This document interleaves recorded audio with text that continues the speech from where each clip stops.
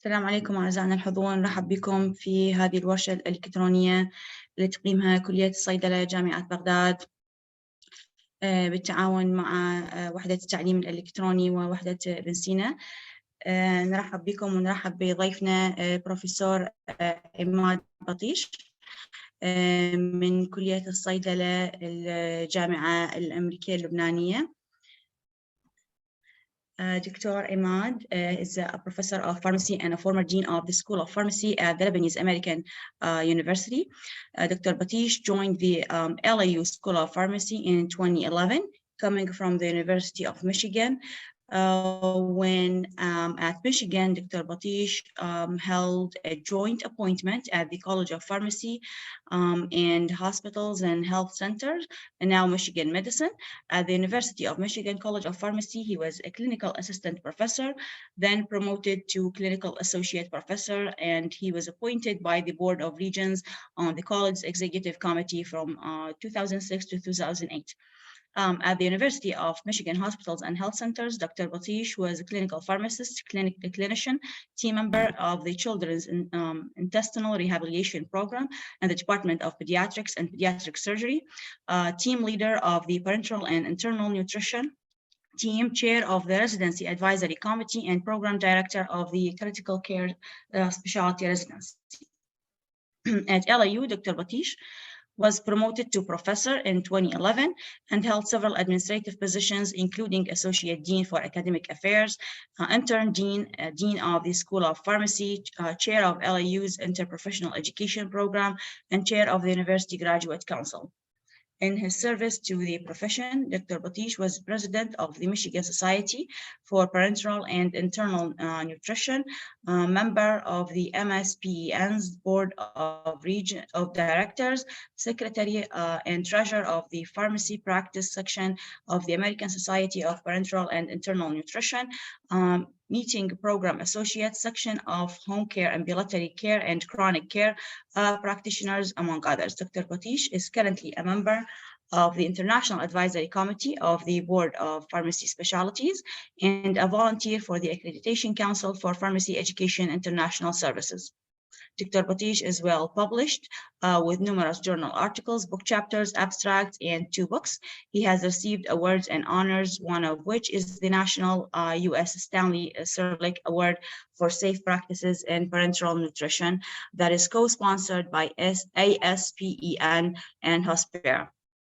Dr. Btaiche has extensive experience in the U.S. academic programs accreditation. In 2010, he held on the successful first-time accreditation of the Critical Care Specialty Residency by ASHP at the University of Michigan Hospitals and Health Center. In 2014, he led on the self-study for the continued accreditation of LAU's Doctor of Pharmacy program by ACPE for 8 more years through 2023. And in 2020, he oversaw the successful first-time accreditation by ASHP of the recently established postgraduate PGY1 residency program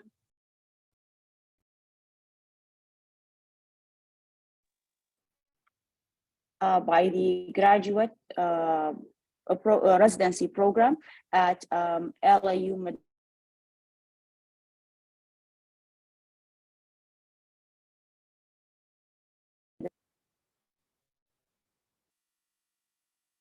Dr. Btaiche received his Bachelor of Science, BSc, and Doctor of Pharmacy, PharmD, from the Lebanese University Faculty of Pharmacy.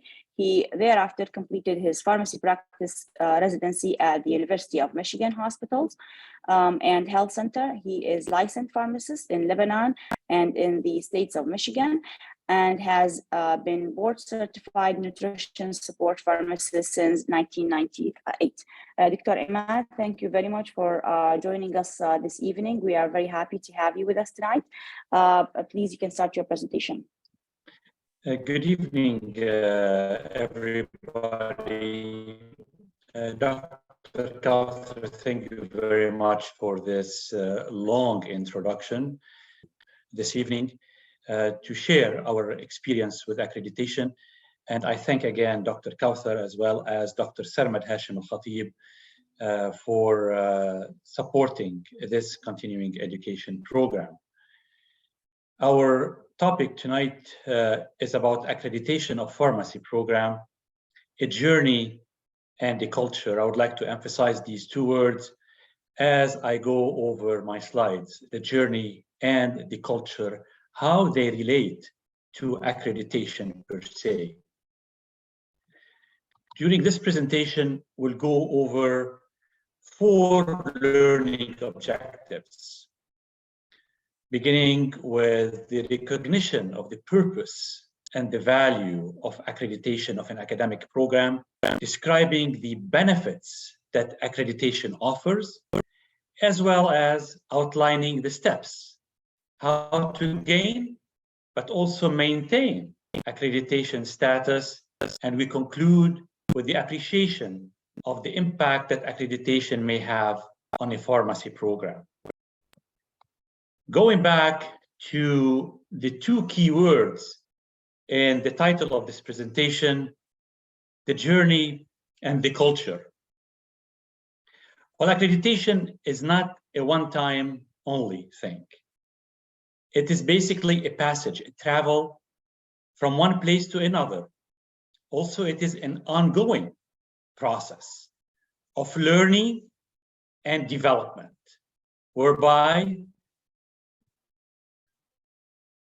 the accreditation is a culture that we live in, where we share our values, our attitude. It becomes part of what we do and who we are and what we believe in. Of course, we approach accreditation in so many ways. Importantly, when we have our intellectual and moral capabilities coming together to have a quality program. Having said that, it would be essential to also look carefully at what is the real purpose?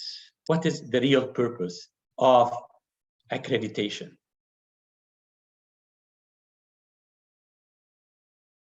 I want to quote a colleague of mine here,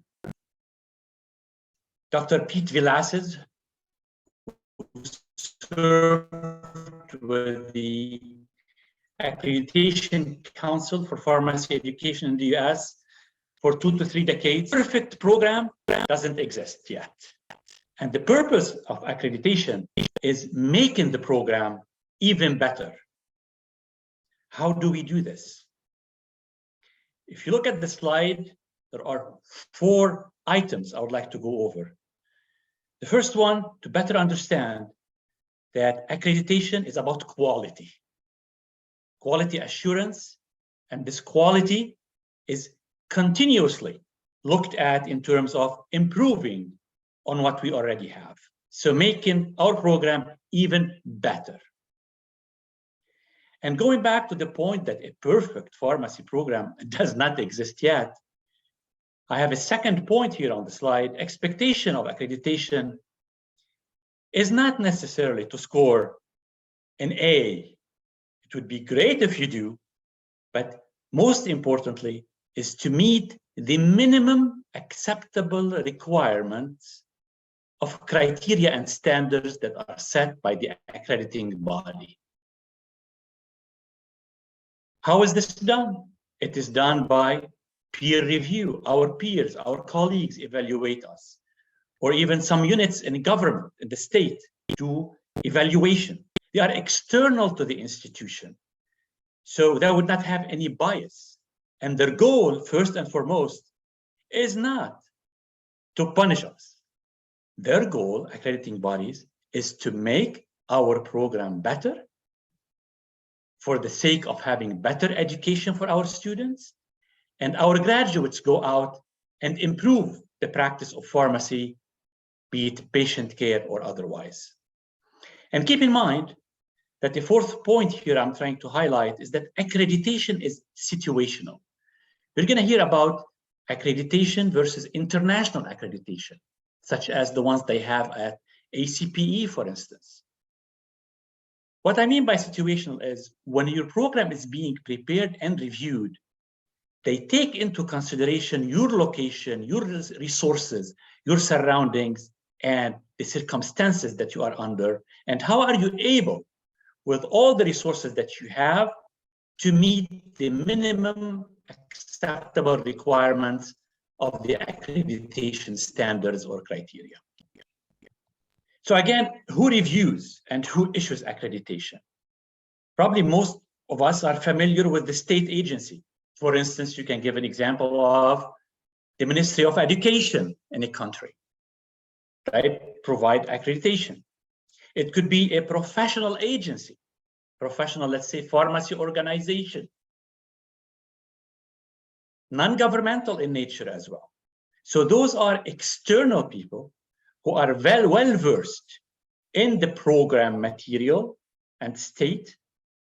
They can render a professional judgment on how we meet or not meet, or what we need to do to meet the standards and criteria of quality. So we're talking here about quality. Accreditation is about quality.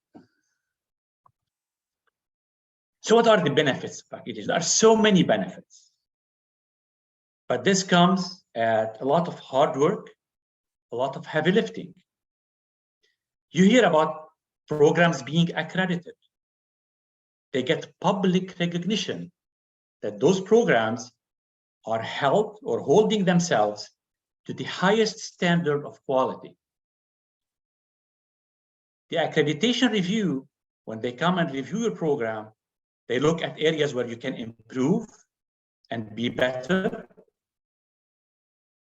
Also, they are drivers of change instead of maintaining the status quo that sometimes could be quite prohibitive to moving forward professionally, and always being on the front lines or the cutting edge of what is new out there, be it education or science. Another benefit of accreditation is they kind of push us, encourage us to plan ahead. Instead of being reactionary, we plan for years to come. We structure internally our processes, our approach, called process building. They push us also to communicate better with each other. And what else is more important than people communicating, debating, agreeing and disagreeing? Keeping in mind what is in the best interest of the program, of the student, of the faculty. Also, there is some empowerment that comes with accreditation because you've worked so hard to earn it. So accreditation is not given on a golden plate. Rather, it is earned with planning, with strong vision, with communication, teamwork, as well as ample resources. And the fourth point on the slide is support resource decisions and allocation. How many times a program is struggling to get, let's say, more money or more faculty lines to advance or add on new programs that support students' learning. And you go to the higher ups, to the university, and say, we don't have money. Well, if accreditation believes in the fact that what you're planning to do is good for your program, they will support you and they will write it in the report. We encourage the university to support better classrooms, hire more faculty in this arena or the other one. So yes, accreditation does root for you. It is on your side to help you support decisions that are reasonable, that are necessary, and allocate resources to improve the program as well. I will take an example here that is also public information about the Accreditation Council for Pharmacy Education, ACPE, International Services Program. We'll look closely at their mission and vision, as well as the quality criteria. We'll use this as an example, how ACPE approaches accrediting programs or reviewing programs for accreditation rather outside the United States, And just to let you know that these criteria of quality are quite similar to the ones that ACPE uses for pharmacy programs in the United States, but with the twist relating to the outside the United States program. But pretty much accreditation is accreditation. So let's look carefully as an example again. Not here to promote any type of accrediting bodies, but this is the one that I've got most experience with. The mission and the vision. The word quality under the mission and vision comes up consistently because this is what accreditation is about: quality assurance, continuous quality education. Under the mission, the purpose of pharmacy accreditation is the education that will eventually impact the patient care for the safe and effective use of medication within the context of pharmacy education and practice. The vision also talks about the quality education, how you train and prepare your graduates, again, to improve patient care. So what are examples of criteria, quality criteria and standards that your program or any program that is seeking accreditation need to be prepared for? We'll go over the listing, starting from the planning, moving on to the organization as a whole, the school and the university that houses the school, the curriculum and its assessment, quite important, the focus on the students, faculty, and staff, and the essentiality of providing resources to support the program. So on this slide, I will look at the planning. A pharmacy program must have clear mission that is stated and published on their website or in any material that is circulated to prospective students and the public as well. So the mission of the program, why, what are you doing, what are you here for? Also, the program must have educational goals, clearly identified educational goals. These could be 7, 8, 9, or 10. Why am I educating those people? Do these educational goals and objective link to the mission? So these should be tied together. The educational goals must map to the mission of the program or the school. And of course, you need to identify your values. What do you value most when you're providing education to the student? Along the same lines, you had to have a clear assessment of how you achieve these educational goals and mission. It does not suffice. It's not enough to say, well, my mission is to create or teach the future generation of pharmacists. This is great. But how do you measure this? How do you assess it? Show me how are you able to link your goals, your educational goals, or program educational goals or objectives to the mission that you are proud of. So assessment is key. And assessment will be comprehensive. We'll touch upon it briefly. Also under planning, we're still under planning. Let's look at the environment because we are a byproduct of our environment. We could be the smartest people available, but if our environment is not supportive enough, we will likely fail in advancing our mission and attending to our goals. So they take extra caution about looking carefully about the work environment that we are in, how professional it is, how harmonious, how well people work and communicate together, and how ethical they are in their approach. Last but not least, under planning is the strategic planning. What is the 4 or 5 year strategy? And I go back to the benefits of accreditation. It pushes us, it forces us to have a plan, the end in mind, where I want to be, what do I want to do, over the next 4 to 5 years. And the strategic planning also is linked to the CQI, which is the continuous quality improvement. So this is about planning. This is an example how ACPE, international services, look at the criterion of planning. Second, they have, or they will review, and they need to learn about the school and its environment.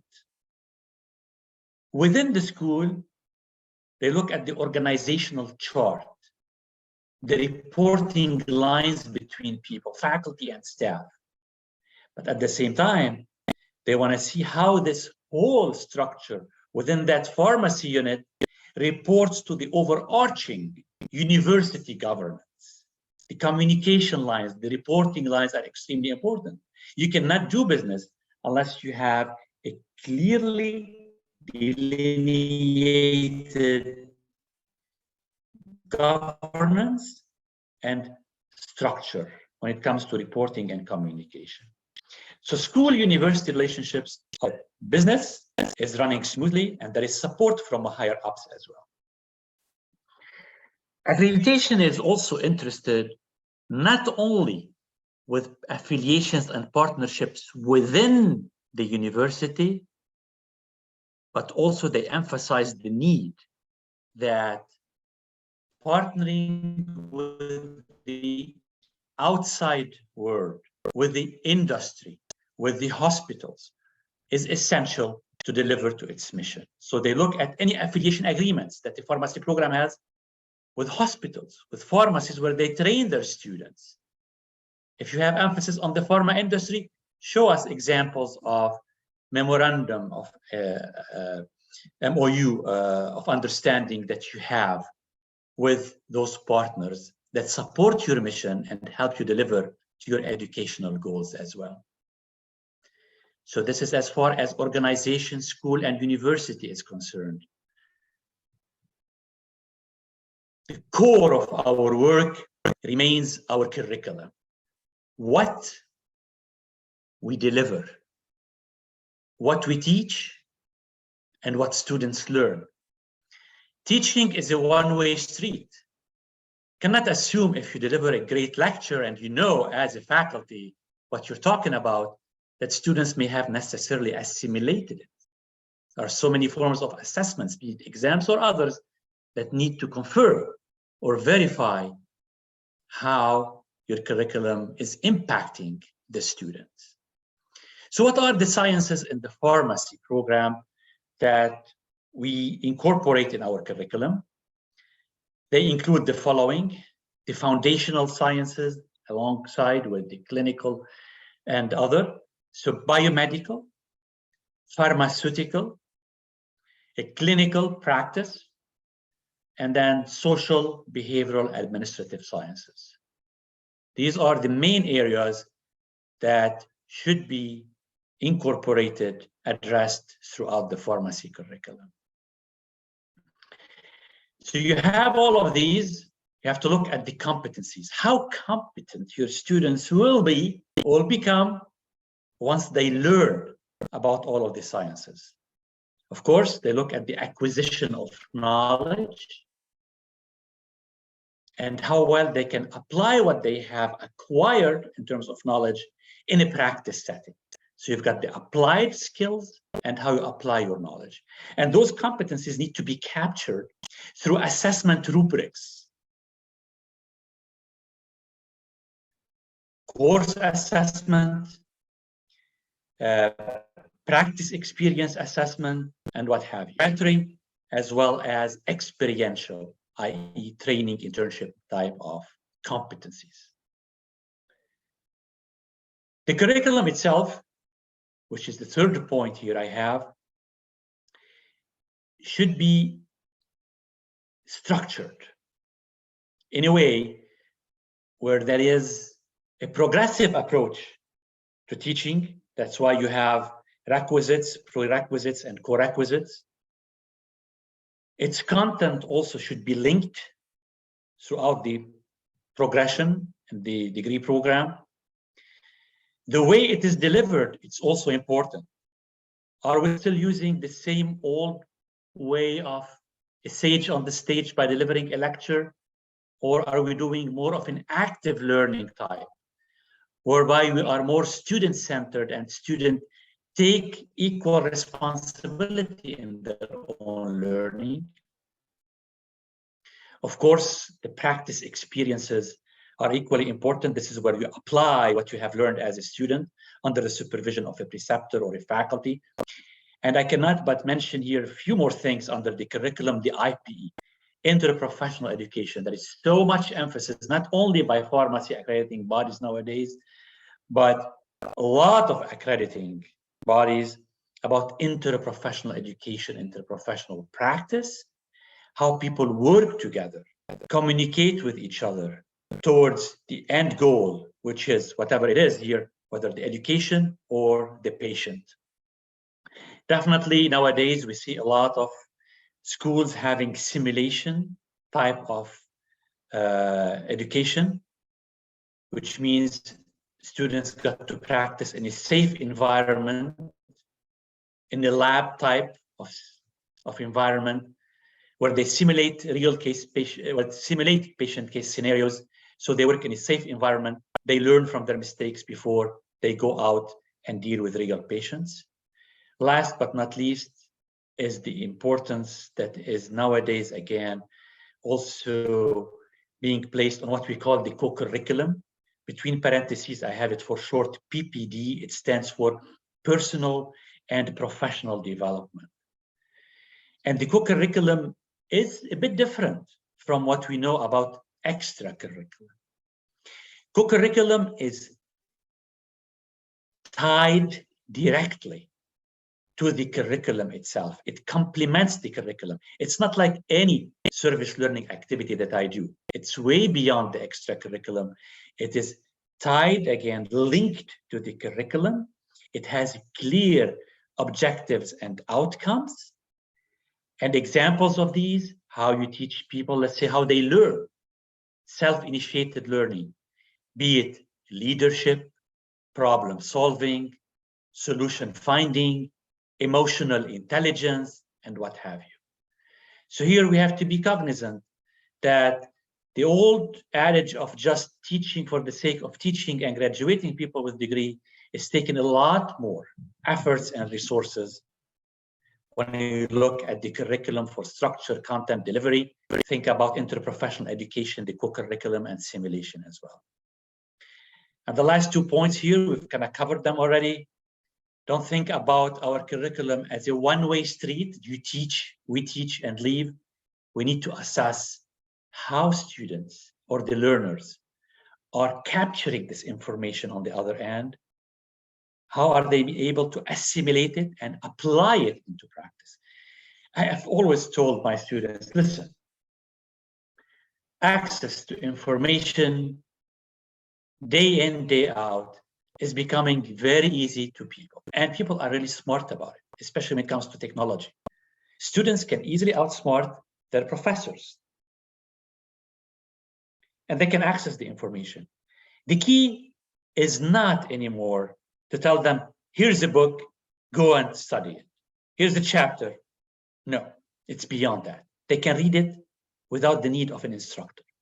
But is the fact, the most important element is how to teach them so they learn how to become critical thinkers, how to debate, how to analyze things, that's one, and two, how they're able to apply it.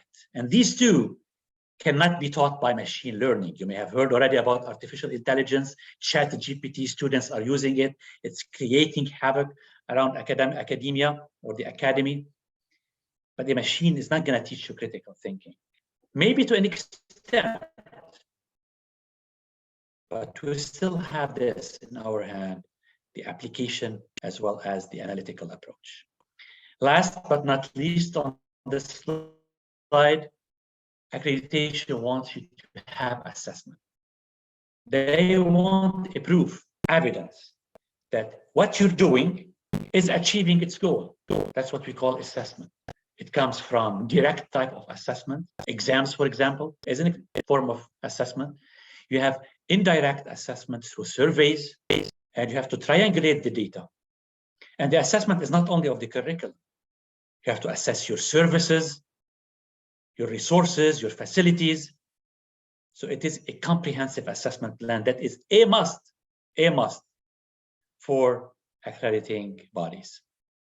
And this definitely can be accomplished with the support of the university, technological support, or hire people who are specialized in the area of assessment and support faculty assessment and evaluation endeavors. At the course level, at the curriculum level, program, as well as don't forget about assessing your facilities as well. So we've covered the planning, the organization, the curriculum and assessment. Our raison d'etre is our students. Let's not fool ourselves. If we pride ourselves by the quality of faculty or campus that we have, let's not forget that we have also to be most proud about the byproduct of what we do and what we're here for in academia is the student. They are truly our raison d'etre. So accreditation looks carefully and scrutinizes where our students come from, what do they do, what they learn, how well are they taken care of. Here are some few examples to share with you. When it comes to services, how do we recruit and enroll students? Do we have a clear criteria? Who do we admit? What are the criteria we follow? We don't do it randomly. We do it collectively. Do we orient them when they get on campus, or they're like lost like deers in the headlights? Those kids are transitioning from high school to college, to university. The environment is totally different. Let's admit it. They need to go through a period of support, orientation, advising. And advising is not only following recruitment, because you're going to see students struggling academically or running into personal problems that may affect their academic performance. So you need to have faculty advisors available to those students, not only to help them manage their course choices, but also to support them throughout their education. How do you keep records of those students? Privacy, where do you keep them? Are they secure? About healthcare support, mental or physical, on-campus support. All of these are looked at by accreditation. They care for the students. Next is, what are your policies and procedures? Students have rights, of course, like everybody. How do they progress? For instance, one example is accreditation asks us to publish regularly about our attrition rates. Let's say if you got in the first year of pharmacy, 60 students admitted. How many ended up graduating on time? What percentage is graduating on time? What percentage of students go on probation? How do you handle remediation if students fail the course? How do you support them in going back to the experience, learning from it, and help them to progress and not getting delayed? Remember, education is an investment. It's probably one of the most expensive investments. It comes close to buying a home, even more. So those people who come to you as students, they need all of the support. Students should be also part and parcel, third point here, representation and grievances of the school life. When you develop your bylaws or you review your bylaws, make sure that most committees do have student representation, 1 or 2 students from each class. So they will be able to voice their opinion and input the process. And also they can serve a link between the school and the class. And at the same time, I've learned that those students, once they're on committee, they open your eyes to certain things that you don't see as faculty. It's not like about coming for a grievance or complaint. They do it, fine, it's their own right, but also how they engage in the discussion in building the curriculum, the assessment, the accreditation review. They play a crucial role. And I can tell you that when accreditation comes and they hear the students, if the students are happy and they're reflecting on the truth and the real life of campus and learning experiences, this would be a major, major bonus for accreditation. So this is about the students. Next, we'll move to our faculty and staff. Accreditation also looks, of course, at the faculty. How many faculty do you have? Do you have enough faculty, whether full-time, part-time, or adjunct? They don't draw a hard line between what percentage of full-time versus part-time you have, but they want to make sure that you have enough people on board who are committed to deliver to the mission of the school effectively and efficiently in terms of bottom line, timely and quality. So yes, they look at the numbers and they look at the qualification of the faculty. Not just, okay, I have a degree, but what have you done also as a faculty, or what has the school done to you as faculty to support your professional development? Science changes. We need to brush up quite often. So the quality of faculty, the number, i.e., the quality of faculty, as well as the continuous support of faculty in their professional development endeavors, for them to stay at the cutting edge, to be happy, feeling rewarded, and excited about transmitting that information to the learners as they go through the classroom, the practice sites, or the labs. Of course, the last one on the slide at the bottom in blue, performance evaluation. They want to see a clear, comprehensive evaluation of faculty and staff. Staff, I mean the support staff, non-faculty, non-academic. Evaluation is not a form of punishment, it's a form of an assessment.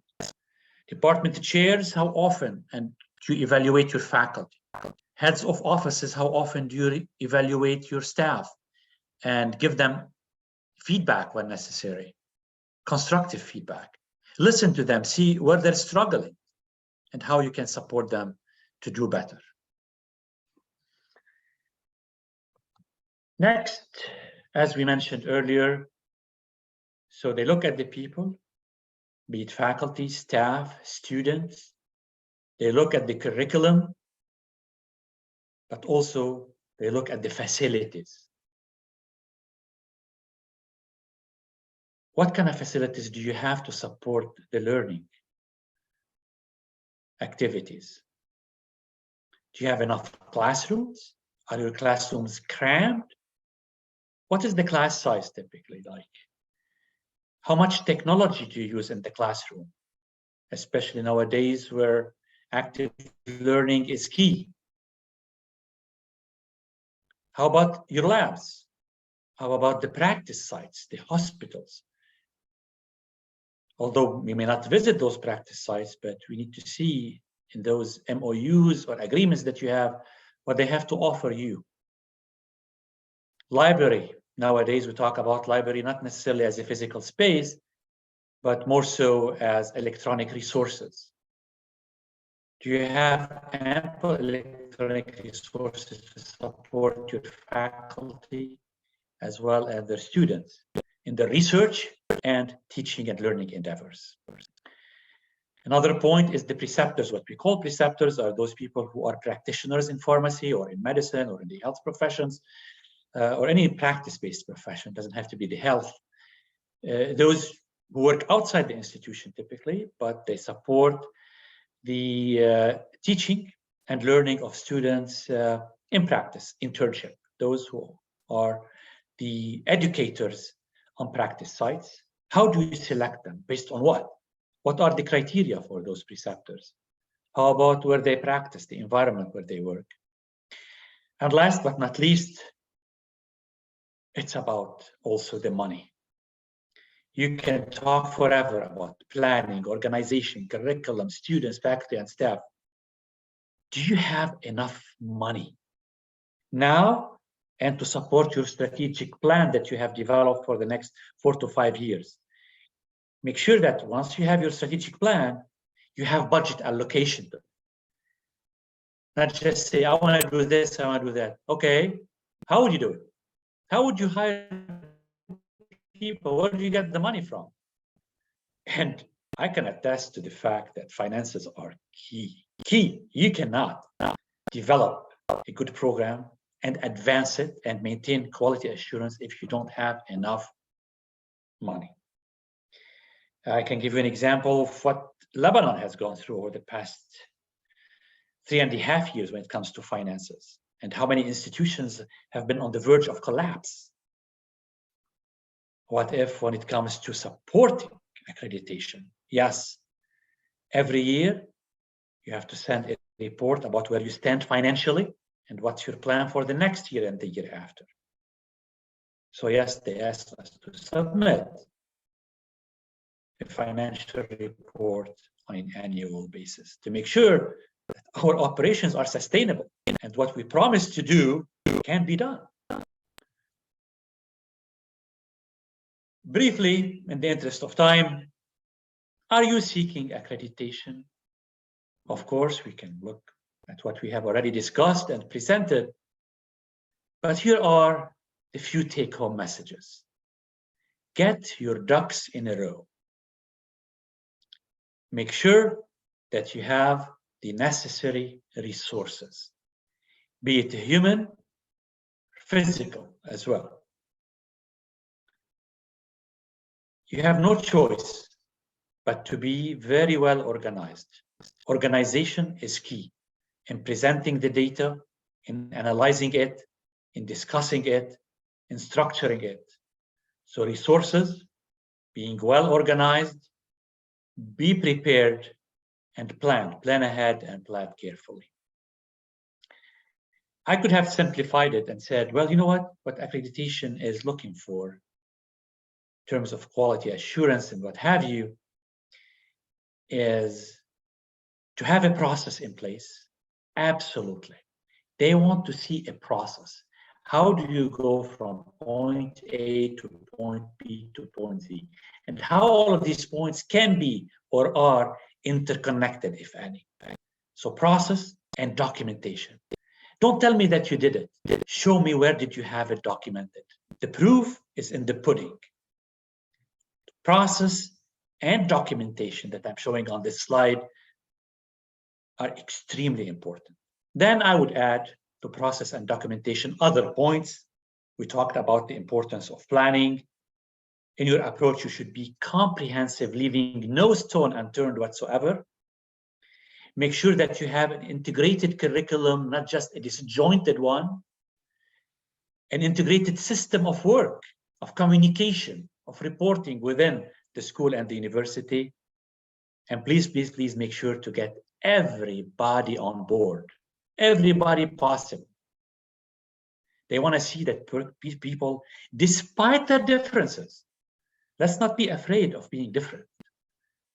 Differences, when addressed in a proper and professional way, are needed because people would look at things from different angles and complement each other. We should not be afraid of differences. We should cherish when we are different and we can express our feelings and ideas in an open environment that is professional and respectful. So when I see collaboration, even if there is disagreement, when I see people are still able to work together for the best interest of the school and its programs. We kind of touched upon the impact of accreditation here and there, under benefits or otherwise. Let me sum it up before I conclude, if you may. Impact of program accreditation, program pharmacy program here. You get the recognition, the reputation, and the credibility that you are holding yourself to high standards of education. It is not the accrediting body that will give you the recognition and the reputation and credibility. It is the mere fact that you have worked hard to hold yourself to highest standards and always being on the forefront of science, of education, and the cutting edge of whatever is happening around the world. So you get that recognition. People talk about it. Now, this program is accredited. They must mean serious business. It's no joke. They worked hard to get it. And all of this recognition, reputation, credibility, aside from the media attention that you may get as a program, but it will boost your student enrollment because people would love to be part of a program that is reputable, that can get them good education, not only for what they learn and acquire during the 4, 5, or 6 years program, whatever, but also when they graduate or after they graduate, they would have better chances of getting employed. And nowadays we talk about international mobility. If you come from an accredited program as a graduate, you'll have more credibility. People would have heard about you and know that you've got good education. Of course, an accredited program is likely to get more faculty enticed to join. That would not be maybe hesitant. Doesn't mean necessarily that every faculty would have to be top quality, but when it comes to hiring people or improving on the development of the people that you already have, we're always aiming at quality. And think about it. If you are not a state university, your education is not being subsidized by the state, i.e. if you're a private program, then you get more students. If you rely a lot or in a way too much on tuition, you will get more income, more students, more income. Again, if it is a private for-fee education. And let's not forget also when you've got these two factors of quality faculty along with good resources, your faculty are more likely to score big when it comes to grants for their own research. Because the granting agency will definitely look first and foremost on the research proposal and how well designed it is, how reasonable it is, but also they want to see how your facilities look like. And if you have accreditation, most likely your facilities would have already been reviewed to an extent by the accrediting body, not necessarily in length. So with this, I come to the conclusion of my presentation. I thank you all for bearing with me, being patient, and I am open to take any of your questions. Thank you, Dr. Imad. Thank you very much for this very interesting, informative presentation. حضورنا الكريم, if you have any questions, please feel free to put them in the chat box or raise hands. وأيضا بس أحب أنوه أنه رابط الحضور موجود بالchat box, فنتمنى من الجميع أنه يسجل حتى يعني if you are not interested بشهادة المشاركة, يعني it helps with the workshop analytics.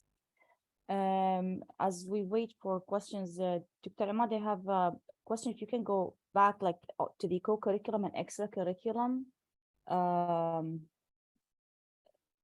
activities or material, you kind of delineate between the two, but the co-curriculum, are they to be put part of activities? Are they like a class activities or separate credit for non-credit? If you can touch base on that, please. Thank you. Definitely, and I see there are other people who have questions also. Dr. Khalid Al-Kinani as well as Dr. Ali Aziz will come back to you after I address the matter of the co-curriculum. Yes, you know, we've heard about, let's say, the extracurricular activities. Your students go on some type of health campaign. They go out and do education to the public. Say it's breast cancer month. But if this is not linked to the curriculum and it is not for credit and it's not included as an item for progression, then it would remain extracurricular. When it comes to the co-curriculum, it is somehow similar, but the big difference is that you assess it, you tie it to educational outcomes and goals, and it is self-driven by students for the sake of their personal and professional development. Most of those, we call them CCAs, as you mentioned or alluded to, co-curricular activities, and these are, for the most part, outside the classroom activities. Whatever is professional activities in nature outside the classroom. Okay, have you worked on your leadership skills? How did you do it? Have you served on committees? In what capacity? Have you been a public speaker? Have you, let's say, done anything else, let's say, when it comes to the affective domain? Entrepreneurship can be considered. Have you started any project? Anything related to innovation? Have you worked on finding solution to a problem? And all of these have to be documented in the student portfolio along with evidence. And for us at LIU, the way we have it structured is based on a contracted sheet. Students know exactly what's expected of them year 1, year 2, year 3, and year 4. We have elective activities and we have core that they have to do as well. And they need to do them in order to progress from one year to another. It's not like, no, you know what, I will do it toward the end of my years, bye-bye. No. They are structured alongside the curriculum itself. And we have a co-curriculum coordinator who is supported by academic assistant to help this endeavor.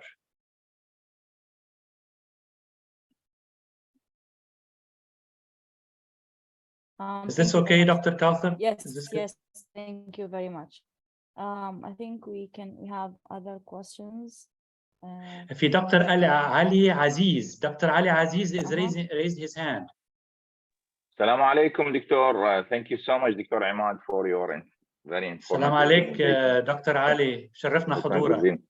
يسلمك، شكرا جزيلا لحضوركم أستاذنا الغالي. Doctor, as you know, the accreditations, like in the international forms, it's not obligatory, for example, on Iraqi colleges of pharmacy. And sometimes we have questions among faculty members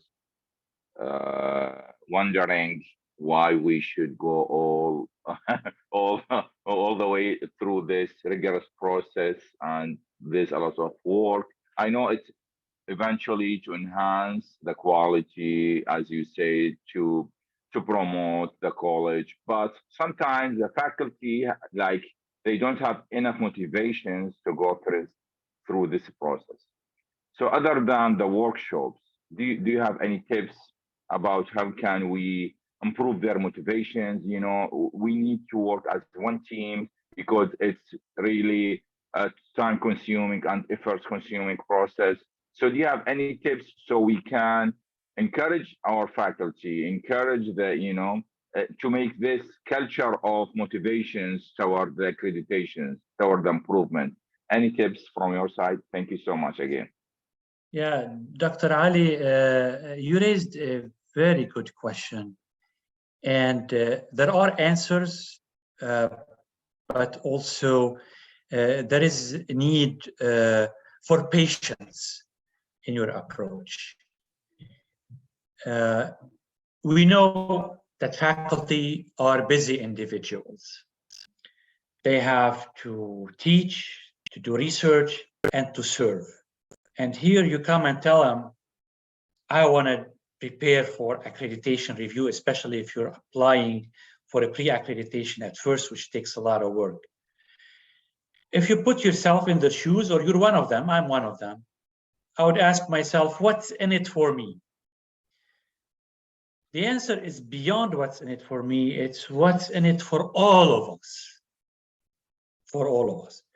A change in culture is not a walk in the park. I agree with you. You want tangible solutions. What you need to do is to identify champions. It doesn't have to be everybody at first. And trust me, it will not be everybody in the end. Get people who you think they are champions, who believe in the cause. Either you can identify them internally, or you need to get aligned to get them from outside the institution, hire them from the outside. And try to model the way.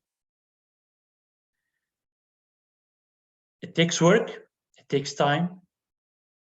By modeling the way, show them the importance of it. And for those people who really want to get on board, you may wish to think about ways of engaging them by training them, having them see in the value of them being future leaders within the school system, give them some credit release from teaching, protected time to help with accreditation. So you have to look at the same time, not only to the interest of the institution at large, but to individual interests that we cannot neglect. They're here to stay. So get champions identified internally or hired externally, and begin the process of change. There is a good book by Cotter, The 8 Steps of Leading Change. Steps of Leading Change by Cotter, K-O-T-T-E-R. It's good to read whenever you're trying to approach accreditation or other endeavors where change seems impossible. Thank you so much, Dr. Imad. Thank you, Dr. Imad. And I think we can move next to Dr. Khalid's question, which part of it overlaps with Dr. Ali, but then there is another question with that. So the first is, how would accreditation benefit our university and the Arab world? And the second question, what is the rational teacher-student ratio nowadays in academia, both graduate and undergraduate studies? Thank you, Dr. Khalid. I don't think there is any question that is naive in nature. It's something that you would be contemplating about a clarity of path or an answer to a question that could be puzzling. How would accreditation benefit our universities in the Arab world? It goes back to the reason of why we are delivering education. Truly, why do people come to get education? Not only driven by the mere fact of wanting to learn about science, about the world around them, but also to improve on their being, as well as to improve on our society. We know for a fact that when you hold yourself to accreditation standards, you're working hard to maintain quality and don't let it lapse. So I would imagine that on average, not individual basis, the quality of your program that is driven by accreditation would improve the quality of graduates, as well as the quality of their work when they go out and start working. And this would impact the society at large. You may tell me or ask me, if you happen to be a scientist, show me the proof. Where is it? Are there any real studies that show me that if I am accredited versus non-accredited, I'm going to impact my society, my community in a better way? I'll tell you probably not. And if you find studies here and there, they may not be necessarily rigorous type of study or data. But the mere fact that you see the high employability of those graduates, the way they develop into future leaders, and they're able to walk their way up the ladder in a more and more competitive environment, probably this is where you can sense that there could be some value for accreditation. And going back to the point that Dr. Ali earlier said, you know, it's not mandatory to have accreditation. You could have a good program without being accredited. Of course, it's not mandated, but when you have somebody who's coming from the outside in, assessing you independently, without being biased by the internal environment, this may provide a better proof of what your program is standing for or where you can take it to the next level. The next question, Dr. Khalid, is what is rational teacher-student ratio nowadays in academia? It's a good question also, because a lot of universities do brag about this ratio and kind of put it on their websites to say, well, look, we have 8-to-1, 8 students to 1 teacher or 1 faculty. I would say if you look at the optimal ratio is anywhere between 12 to 18. 12 to 18 students per 1 faculty. And people calculate this out differently. They look sometimes at the number of hours, the courses, for FTE, sometimes they look at it. So you can calculate it differently, but again, optimal ratio is considered anywhere between 12 to 18, and you still see good programs having a ratio of 20 or 24 to 1. Hope this helps, Dr. Khalid. Thank you, Dr. Imad. And I think, so yes, it helps. I don't think we have any more questions. So I think this brings us to the conclusion of our workshop tonight. At the end, we'd like to thank you, Dr. Imad, for joining us this evening with this very informative workshop presentation. We'd like to thank the Deanship Office of the University of Baghdad College of Pharmacy, Assistant Professor Dr. Sarmad Al-Khatib, the staff at Ibn Sina unit for e-learning, who supports all our online workshops, and the continuing education unit. Thank you to everyone who attended this workshop from our college and other colleges of pharmacy and from the university. Thank you, everyone. Enjoy the rest of your evening, and hopefully we can meet in other workshops. Thank you and good night. شكرا جزيلا وتصبحون على ألف خير. شكرا لك دكتور إماد. تصبح على خير دكتور، شكرا جزيلا. وعلى خير جميعا.